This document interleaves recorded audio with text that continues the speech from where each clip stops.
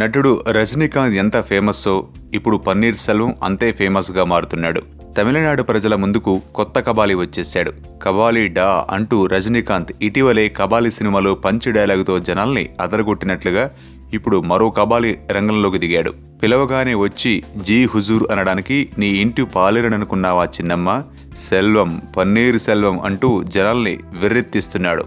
ఇప్పుడు social media ప్రచారంలో భాగంగా కబాలి సినిమాలో రజనీకాంత్ పాపులర్ డైలాగ్ ముఖం మీద ఘాటు పెట్టుకుని మీసం తిప్పి లుంగి కట్టుకుని పాత విలన్లా ఏ కబాలి అనగానే ఒంగోని ఎస్ బాస్ అని నిలబడతాడే ఆ కబాలి అనుకున్నారా అనే డైలాగును మార్చి పాత రోజుల్లా నుదుటిన బొట్టు పెట్టుకుని పంచె కట్టుకుని ఏ పన్నీర్ అని పిలవగానే చిత్తం చిన్నమ్మ అని వినయంగా నిల్చుంటాననుకున్నావా సెల్వం పన్నీర్ సెల్వం అంటూ రజనీకాంత్ ఫోటోలో పన్నీర్ తల పెట్టి గ్రాఫిక్ చేసిన ఫోటో వీడియో ఇప్పుడు తమిళ తెలుగు భాషల్లో వైరల్గా మారింది.